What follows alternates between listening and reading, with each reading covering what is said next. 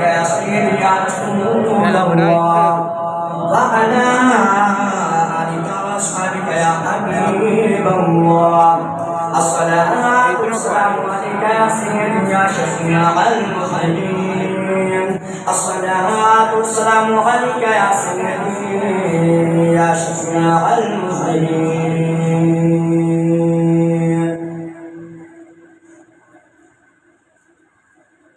دیں تجھ کو کیا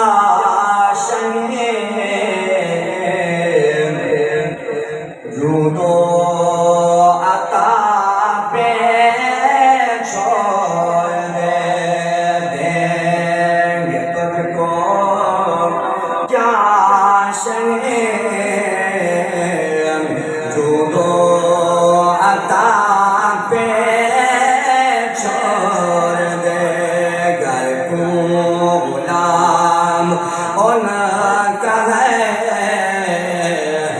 ان کی عطا پہ چھوڑ دے گر تو غلام ان کا ہے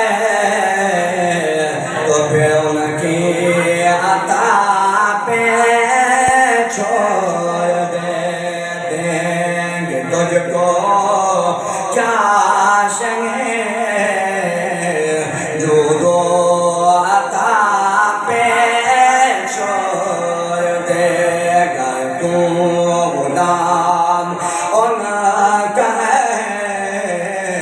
تو پھر ان کی عطا پہ چھوڑ دیں اور جانیوں کے سامنے دے واسطہ حسنین کا جانیوں کے سامنے دے حسنین کا ہے کاسہ تیرا کیسے بھرنا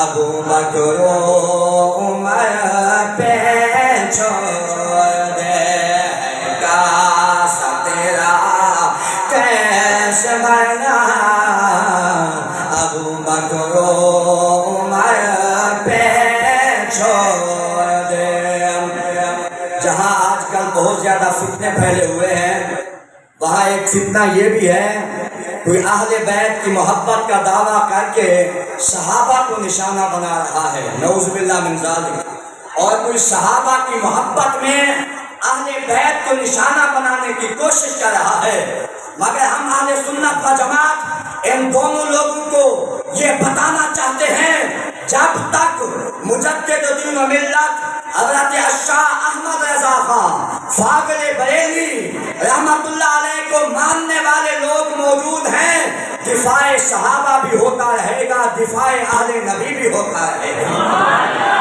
اس لیے شاید کمال کی بات کی اس کلام کے اندر پہلے مصرے کے اندر اہل بیت کا ذکر کیا ہے دوسرے مصرے میں صحابہ کا ذکر کر کے یہ بتایا ہے ہم نبی کے اصحاب کے بھی غلام ہیں نبی کی آل کے بھی غلام ہیں جانیوں کے سامنے دے واسطہ حسنین کا جانیوں کے سامنے دے واسطہ حسنین کا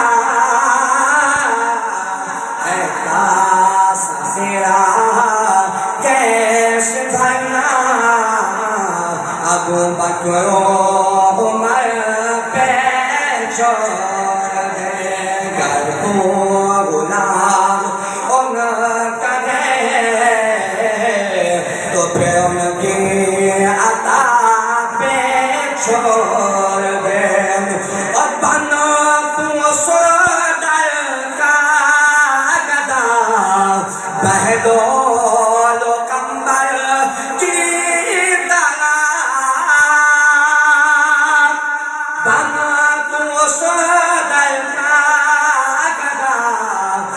بہلول و کمبر کی طرح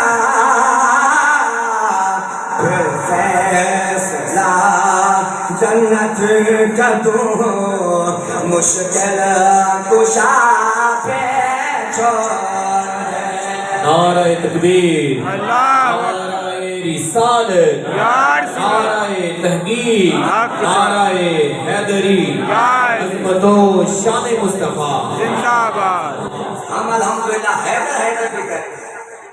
ہمارا یہ عقیدہ ہے کہ ہر صحابی نبی جنتی جنتی، وہاں ہم یہ کہتے ہیں کہ حیدر حیدر. نعرہ حیدری بھی ہم کہتے ہیں، نعرہ صحابہ کو بھی ہم مانتے ہیں. ان کے دلوں میں فرق ہے کہ انہیں ان کے مابین فرق کیا ہے.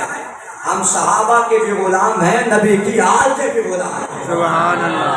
بنا تو صدر کا گدا بہلول و کمبر کی طرح، بنا تو صدر کا گدا بہلول و کمبر کی طرح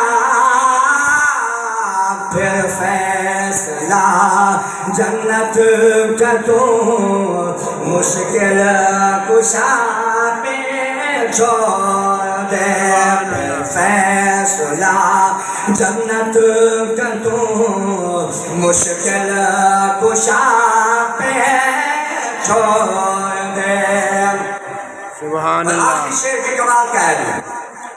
آخری شعر میں ایمان کا نتیجہ ہے، ایمان کا خلاصہ ہے، محبت کا خلاصہ ہے، عقیدت کا خلاصہ ہے.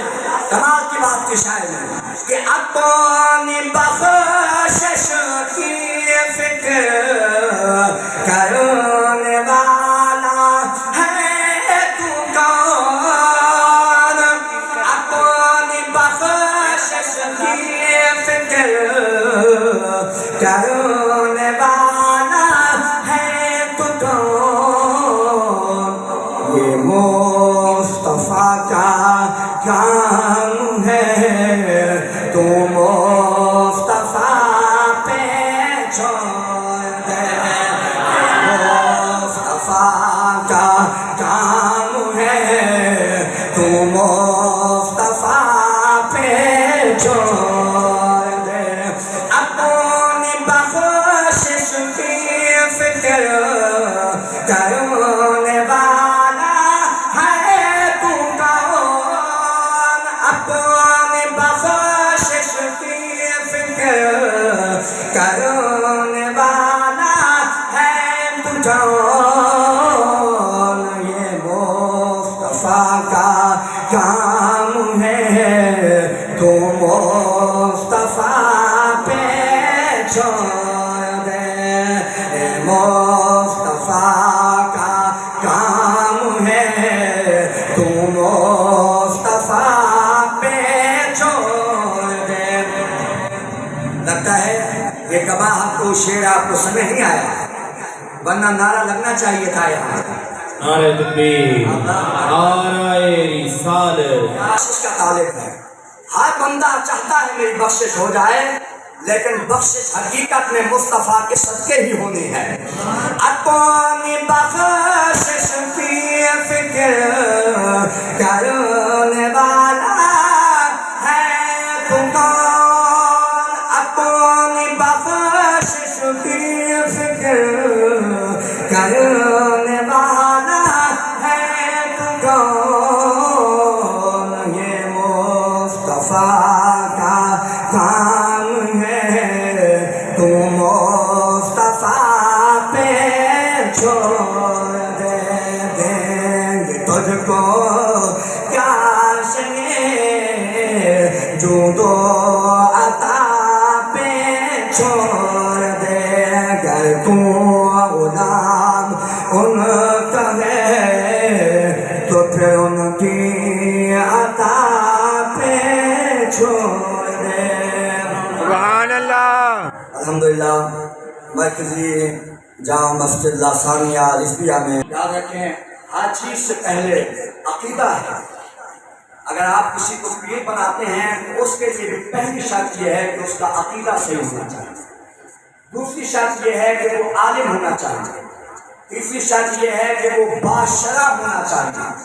یہ کچھ شرائط ہیں، لیکن ان میں سے سب سے پہلی شرط یہ ہے کہ اس کا عقیدہ صحیح ہو، کیونکہ جس بندے کا عقیدہ صحیح نہیں ہے وہ اگر راتوں کے قیام بھی کرتا پھرے اور دن کے روزے بھی کرتا پھرے، کعبے کے طواف بھی کرتا پھرے، اس کو کعبے کے طواف کوئی فائدہ نہیں دے سکتا، اس کو نمازیں فائدہ نہیں دے سکتی جب تک اس کا سینہ مصطفیٰ کی محبت سے آواز نہیں ہے۔ سبحان اللہ۔ اور یہی پیغام دینا ہے، اور اس شعر سے میں اپنی گفتگو کا آغاز کر رہا ہوں کہ مجدد دین و ملت اور کشتہ عشق و محبت حضرت الشاہ احمد رضا خان فاضل و محدث بریلوی رحمۃ اللہ علیہ، آپ نے فرمایا اللہ کی سرتاب قدم شان ہے، اللہ کی سرتاب قدم شان ہے۔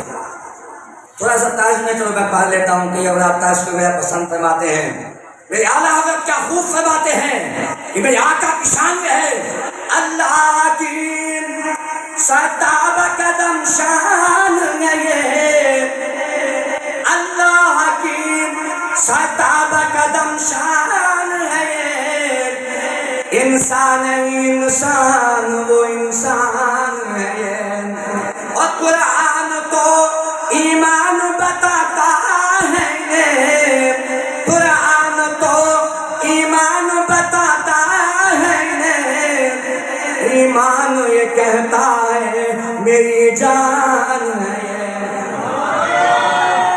یہ، سرتاب قدم شان ہے یہ، انسان نہیں انسان وہ انسان ہے یہ، قرآن تو ایمان بتاتا ہے انہیں، ایمان یہ کہتا ہے میری جان۔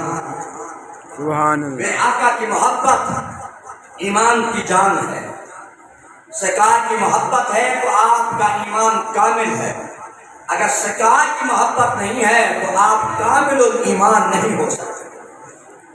اسی شعر کے ساتھ میں حدیث پاک پیش کرنا چاہوں گا، یہ سیاستہ کی حدیث ہے، اور تمام احادیث کی جتنی بھی کتب ہیں ان میں سے سیاستہ کا مقام ہے، تو سیاستہ کی حدیث ہے۔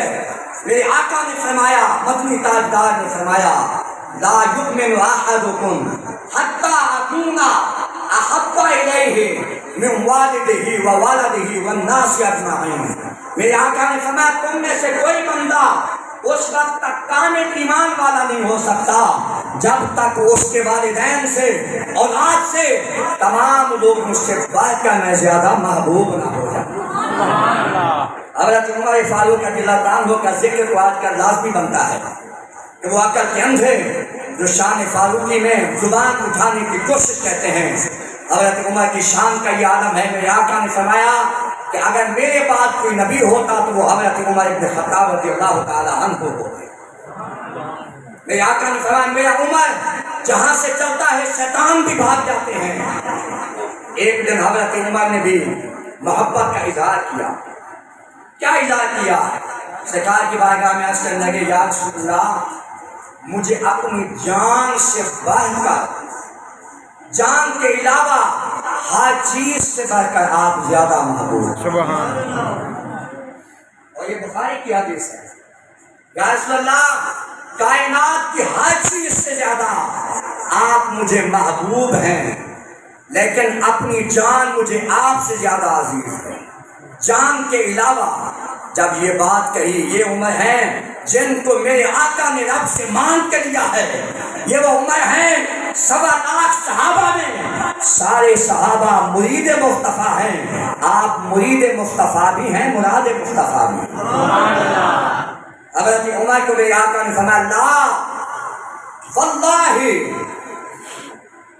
خدا کی قسم، میرے آقا نے فرمایا اے عمر تیرا ایمان کامل نہیں ہے۔ جن کو میرے آقا نے رب سے مانگ کے دیا ہے، اللہم اعز الاسلام بعمر ابن الخطاب، یا اللہ عمر ابن خطاب کے ذریعے سے اسلام کو عزت عطا فرما۔ سبحان اللہ۔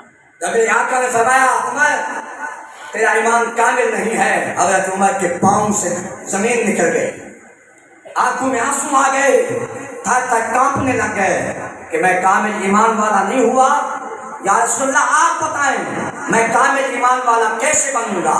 میرے آقا نے فرمایا عمر اس وقت تک تمہارا ایمان کامل نہیں ہو سکتا حتی اکونا احب الیک من نفسک, جب تک کہ تم اپنی جان سے بھی بڑھ کر مجھے محبوب نہ سمجھو. حضرت عمر نے بے دیر نہیں لگائی, کہا رب کعبہ کی قسم یا رسول اللہ مجھ سے غلطی ہو گئی کہ میں نے اپنی جان کو بچا کے رکھا, آج کے بعد میں اپنی جان سے بھی بڑھ کر مصطفیٰ سے پیار کروں. میرے آقا نے فرمایا الآن یا عمر, اے عمر اب تیرا ایمان کامل ہوا ہے. اور بخاری کی حدیث ہے صحابہ نے اس پہ عمل کیا. یہ جو آیت میں نے آپ کے سامنے تلاوت کی ہے مختصر سے اس کا مفہوم سماعت فرما لیں. اللہ نے فرمایا انا ارسلناک شاہدا ومبشرا ونذیرا, بے شک ہم نے اپنے محبوب کو شاہد بنا کے بھیجا اور پھر مبشر بنا کے بھیجا, نذیر بنا کے بھیجا. کیوں؟ لتؤمنوا باللہ ورسولہ, تاکہ تم اللہ پر بھی ایمان لے آؤ, اس کے رسول پر بھی ایمان لے آؤ. سبحان اللہ. اچھا یہ کوئی ہمارے لوگ کہیں نا جی اللہ اور اس کے رسول کی مہربانی ہے, لوگ صدقہ لگا دیتے ہیں, کہتے ہیں یہ کیا کہہ دیا؟ میں نے کہا قرآن کہہ رہا ہے تاکہ تم اللہ پر بھی ایمان لے آؤ, اللہ کے رسول پر بھی ایمان لے آؤ. اور آگے اللہ نے فرمایا وَتُعَزِّرُوهُ وَتُوَقِّرُوهُ, میرے محبوب کی تعظیم بھی کرو, توقیر بھی کرو. وَتُسَبِّحُوهُ بُكْرَةً وَأَصِيلًا, تیسرے مقام پہ فرمایا اللہ کی صبح و شام تسبیح و تحلیل. میں آپ کی توجہ چاہوں گا, بے نیاز مالک نے کتنی پیاری ترتیب رکھی ہے. پہلے ایمان کا حکم دیا, پھر محبوب کی تعظیم کا حکم دیا, پھر اپنی تسبیح و تحلیل کا حکم دیا. حکمت کیا تھی؟ اللہ اپنے بندوں پر 70 ماہوں سے بھی زیادہ مہربان ہے. اللہ چاہتا تھا میرے ہر بندے کی نمازیں مقبول ہو جائیں, میرے ہر بندے کی حج مقبول ہو جائیں. اس لیے خالق کائنات نے فرمایا میری تسبیح و تحلیل بعد میں کرنا, میرے محبوب سے پیار پہلے کرنا, پھر نماز, ذکر, عبادت, حج, زکات سب قابل قبول ہو جائیں گے. اگر میرے مصطفیٰ کے دائر کو چھوڑ کر تم نے عبادتیں کی, مصطفیٰ کی محبت تمہارے سینے میں نہ ہوئی, تو تمہارے نماز, روزہ, حج بھی مقبول نہیں ہوگا. اس لیے اعلیٰ حضرت نے فرمایا بخدا خدا کا یہی ہے در, نہیں اور کوئی مفر مفر, جو وہاں سے ہو یہی آ کے ہو, جو یہاں نہیں تو وہاں نہیں. بخدا خدا کا یہی ہے در, نہیں اور کوئی مفر مفر, جو وہاں سے ہو یہی آ کے ہو, جو یہاں نہیں تو وہاں نہیں. سبحان اللہ. مصطفیٰ کی محبت کے بغیر کعبے کا طواف بھی کرے گا تو اس کے کعبے کے طواف بھی قبول ہے. اور دعا کریں ہم فقط دعویٰ نہ کریں بلکہ دلیل بھی ہمارے پاس موجود ہو. صحابہ نے اس کو کر کے دکھایا ہے, پہلے نبی سے پیار کیا ہے, بعد میں عبادتیں کی. بخاری شریف کی حدیث ہے, اور یہ حدیث پاک ہے کہ جب امامت کے مقام کا یہ عالم ہے, امام نماز پڑھاتا ہے تو سب سے پہلے امامت میں اللہ اپنی رحمت کا نزول امام پہ فرماتا ہے. یہ حدیث پاک ہے, صحیح مسلم کی حدیث ہے. سب سے پہلے اللہ رحمت کا نزول کس پہ فرماتا ہے جی؟ امام پہ. امام کے بعد جو امام کے پیچھے شخص موجود ہے مقتدی خوش نصیب, اس پہ اللہ کی رحمت اترتی ہے. پھر دائیں جانب والے مقتدی پر اللہ کی رحمت کے مستحق ہوتے ہیں, پھر بائیں جانب والوں پہ اللہ کی رحمت اترتی ہے. مگر عجب بات ہے, بخاری شریف کے اندر حدیث منقول ہے کہ نبی کے ایک غلام جو سب سے پہلے آتے تھے, لیکن نبی کے پیچھے, یہ عام امام کا یہ حکم ہے, امام کیسے باشد, عام امام ہو سب سے پہلے اللہ کی رحمت کا مستحق امام ہے, پھر اس کے پیچھے والا مقتدی ہے, پھر دائیں والے, پھر بائیں والے, لیکن جو امام الانبیاء ہو، سید الانبیاء ہو، اور پھر میان مخلوق کے سردار کا بھی امام ہو، تو اس امام کی شان کا اندازہ پھر کون لگا سکتا ہے؟ مگر نبی کے ایک غلام سب سے پہلے آتے ہیں، مگر پیچھے نہیں کھڑے ہوتے، دائیں جانب کھڑے ہوتے ہیں۔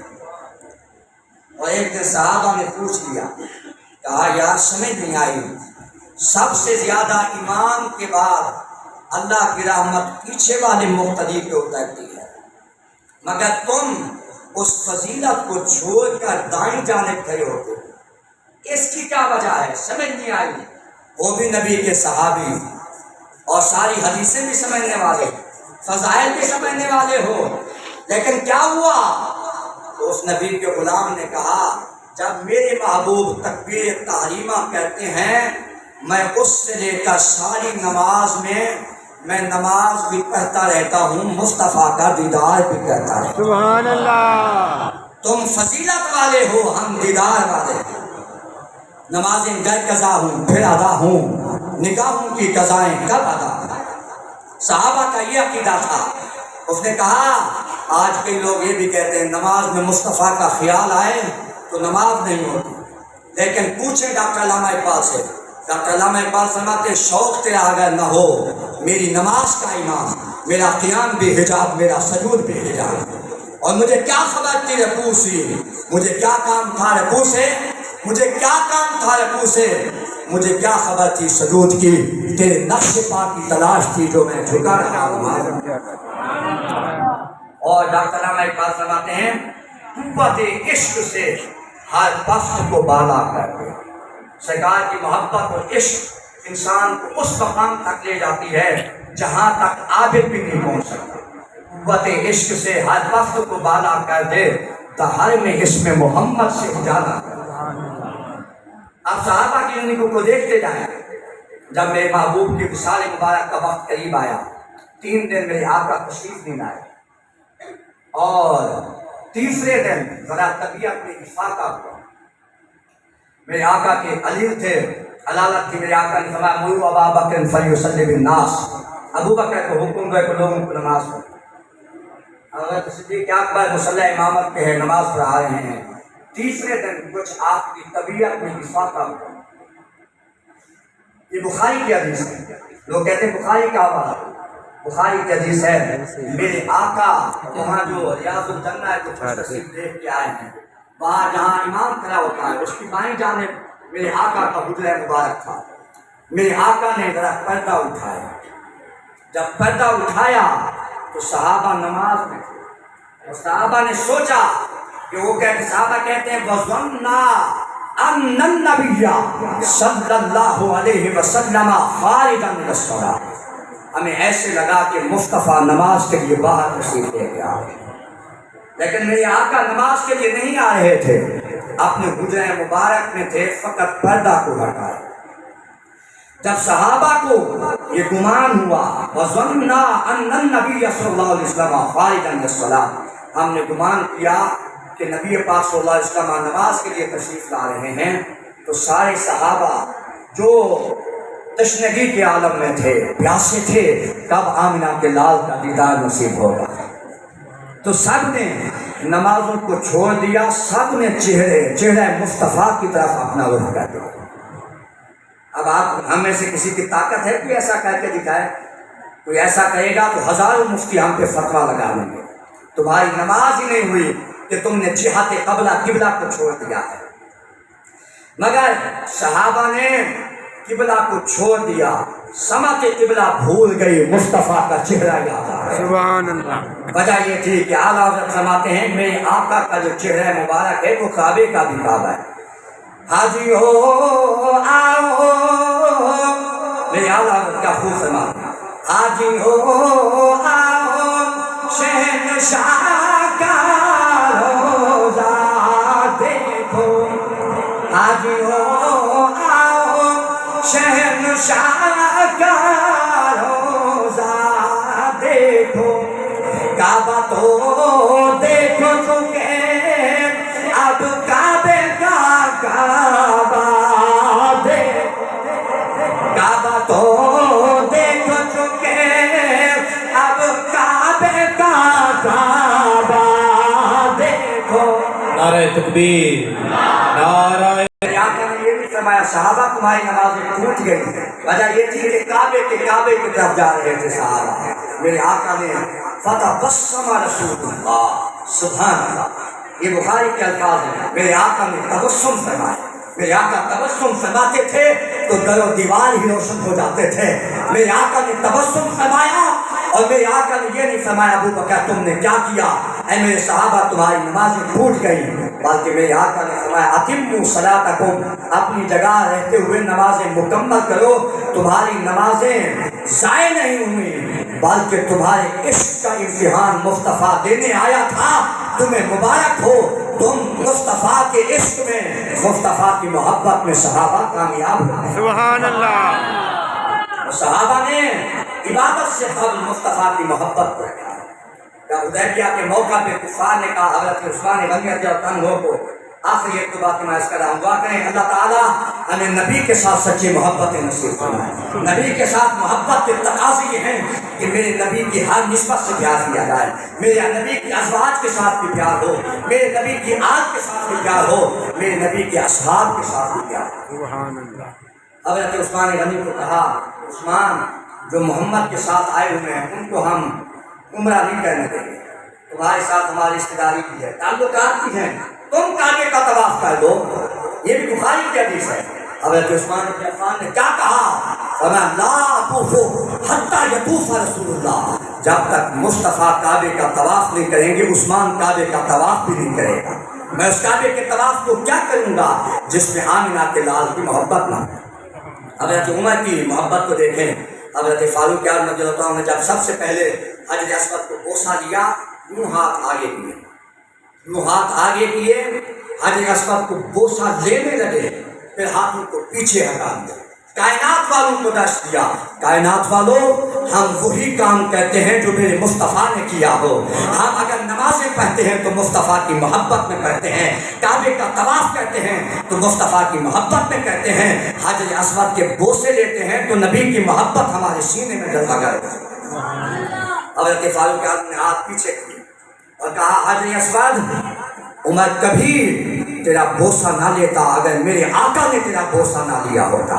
आज उमर तेरा बोसा इसलिए ले रहा है कि आमिना के लाल ने तेरे बोसे लिए हैं। फिर हम क्यों ना कहें कि मोहम्मद की मोहब्बत दीन हक की शायद अव्वल है, ओ अगर इसी में खामी तो सब कुछ नामुकम्मल है। डॉक्टर अल्लामा इकबाल को तो आप हकीमुल उम्मत समझते हैं, जो उम्मत के दर्द को भी समझता है और उम्मत के लिए शफाअत के लिए वो अशआर भी लिखता है। डॉक्टर अल्लामा इकबाल ने कमाल की बात की जो हमारे उस्ताद मोहतरम हज़रत अल्लामा खादिम हुसैन रहमतुल्लाह अलैह हमेशा फरमाते थे, इस वजह से कि वो अल्लामा इकबाल के कलाम के शायर और उस्ताद इसलिए बने थे कि उनका सीना मुस्तफ़ा की मोहब्बत से आबाद था। आला हज़रत के वो अशार पढ़ते थे तो पढ़ते चले जाते थे, इस वजह से कि उनका सीना मुस्तफ़ा की मोहब्बत से आबाद था।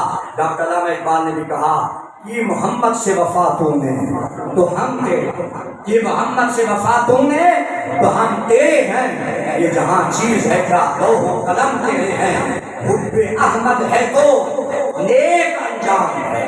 अगर हम चाहते हैं हमारा नेक अंजाम हो जाए तो नबी की मोहब्बत अपने सीने में बसा दो, दुनिया में भी कामयाब हो, कब्र का चिराग भी है और से कौसर से पानी भी मिलेगा, क़यामत में मुस्तफ़ा की शफाअत भी मिल जाएगी। है तो नेक अंजाम है, इत्तिबाए मुस्तफ़ा इस्लाम है। दुआ है अल्लाह ताला हमें नबी पाक सल्लल्लाहु अलैहि वसल्लम की सच्ची गुलामी नसीब फरमाए। और माशाअल्लाह शाह साहब ने बड़ी काविश फरमाई है, अल्लाह ताला इनको अजर अज़ीम अता फरमाए। कोई किसी को कोई डिग्री दे देता है और कोई किसी को अच्छी नौकरी दे देता है, लेकिन इन्होंने आपके बच्चों को कुरान दिया है और मेरे आका ने फरमाया खैरुकुम मन तअल्लमल कुरान व अल्लमा। आज हम ये समझते हैं जिसका कारोबार चमक है हम कहते हैं ये बंदा कामयाब है, जिसको अच्छी नौकरी लग जाए कहते हैं ये बंदा कामयाब है, जो अच्छे मुल्क में चला जाए कहते हैं ये बंदा कामयाब हो गया है। लेकिन दुनिया के कवानीन में तब्दीली आ सकती है, हमारी सोच में फर्क आ सकता है, हमारे ख्यालात बातिल हो सकते हैं, लेकिन मेरे नबी वो हैं जिनको अल्लाह ने फरमा जन के अनिल हवा की शान अता फरमा दी है। रसूल उस सकलैन फरमाते